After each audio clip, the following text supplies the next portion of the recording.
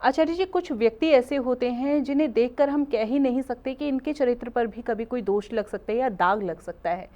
ऐसी क्या परिस्थितियां एकदम से व्यक्ति के जीवन में बनती हैं जिसके कारण से उसे चरित्रहीनता का दोष लग जाता है? जी, देखिए दोस्तों, हमारा जो मन होता है, मन स्थिति होती है, हम किस प्रकार सोचते हैं, ये चंद्रमा से देखा जाता है। और चंद्रमा की पोजीशन अगर कुंडली के अंदर खराब परिस्थितियों में है तो अक्सर ये मन को भटकाती हैं।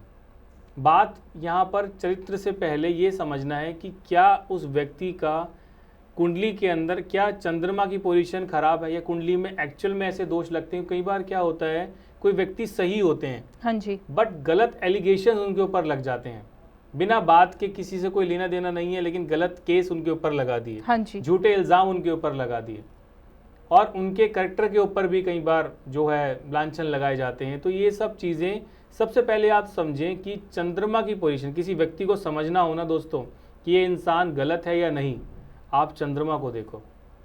आप चंद्रमा के अनुसार आप ये बता सकते हो कि वो व्यक्ति सही है या गलत। उसकी मन स्थिति, वो आपके प्रकार कैसा भाव रखता है, जेलस है या आपसे बहुत खुश है, वो चंद्रमा अगर कुंडली में शुभ है ना तो पूरी कुंडली की शुभता को वो बढ़ा देता है। उसके बाद आता है बृहस्पति और शुक्र। बृहस्पति हमारे जीवन के अंदर हमें एक ऑरा प्रदान करते हैं। अगर बृहस्पति खराब है तो वो ऑरा जो हमारे जीवन के अंदर, जैसे हम प्रेजेंट होते हैं दुनिया के सामने, ये जो ऑरा होता है ये हमें बृहस्पति से मिलता है। यानी कि अगर कोई व्यक्ति हमें देख के पसंद करता है, हालांकि यहाँ शुक्र का भी बहुत रोल है, लेकिन मैं केवल ऑरा की बात कर रहा हूँ कि लोग आपके सिर्फ ऑरा से प्रभावित हो जाते हैं। राइट। तो वो जो ऑरा है जो आपको अच्छे या बुरे लोगों की जो परिभाषा को समझाता है, यानी बृहस्पति। उसके बाद आता है दोस्तों शुक्र। अब शुक्र क्या है, इस कलयुग के अंदर राहु और शुक्र का ही प्रभाव सबसे ज़्यादा है।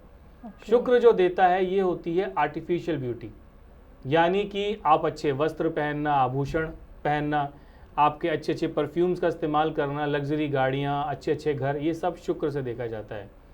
और शुक्र का कुंडली के अंदर अगर पोजीशन गलत भावों में बन जाए तो ये क्या करते हैं कि लोग उनके लिए गलत ही सोचते हैं।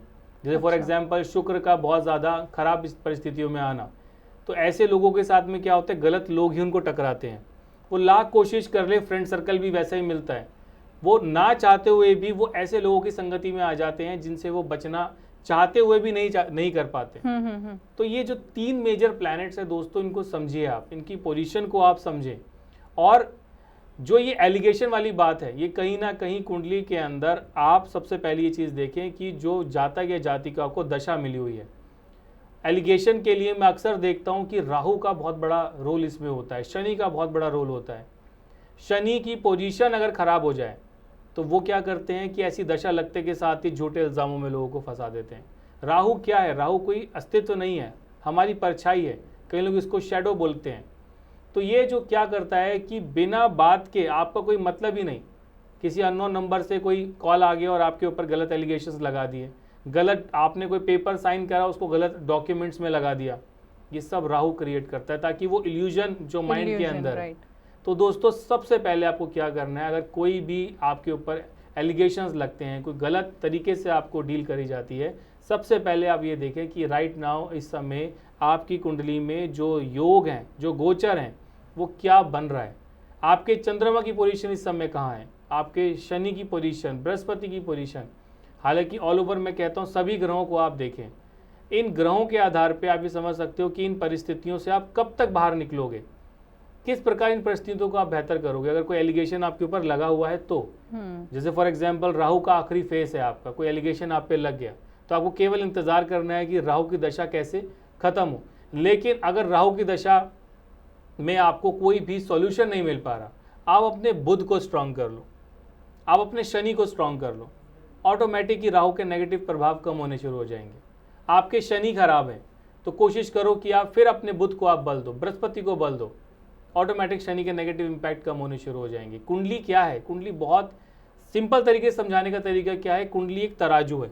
बिल्कुल, कुंडली एक तराजू है दोस्तों, इसमें आप इस बैलेंस को, यानी जो नेगेटिव और पॉजिटिव है, ये ज़रूरी नहीं कि कोई ग्रह आपके लिए अच्छा है तो वो दूसरे के लिए भी अच्छा हो, ऐसा नहीं है।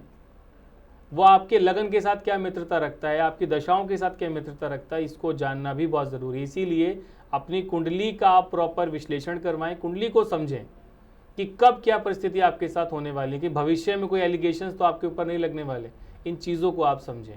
तो मेरा कहना केवल यही है कि जब आपके ऊपर करेक्टर की बात आती है, चीज़ों की बात आती है, गलत एलिगेशंस की बात आती है, तो अगर आप सही हो, आपके कर्मास सही हैं, तो ऑटोमेटिक ही आप वहाँ से निकलते चले जाओगे। कर्मास बहुत बड़ी चीज़ है दोस्तों।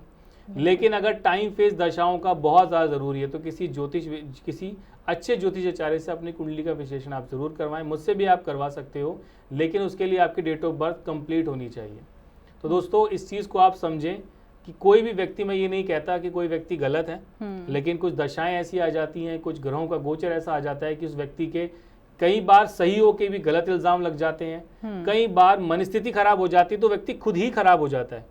राइट। तो इसीलिए अपने ग्रहों को आप समझे दोस्तों। बिल्कुल, ग्रहों को समझ जाएंगे तो जीवन आसान हो जाएगा, सरल हो जाएगा। और ग्रहों को आप तभी समझ पाएंगे जब आप अपनी कुंडली का आंकलन करवाएंगे। कुंडली का आंकलन समय रहते आप ज़रूर करवाएं ताकि आप ग्रहों को खेल को समझ पाएं। और यदि आप अपनी कुंडली का आंकलन आचार्य जी द्वारा करवाना चाहते हैं तो दिए गए नंबर्स पे आप कांटेक्ट कर सकते हैं। फिलहाल वक्त इशारा कर रहे कार्यक्रम को यहीं पर विराम देने का। आचार्य जी, आप जुड़े कीमती जानकारी दी, बहुत बहुत धन्यवाद। नमस्कार। नमस्कार दर्शकों। नमस्कार दोस्तों।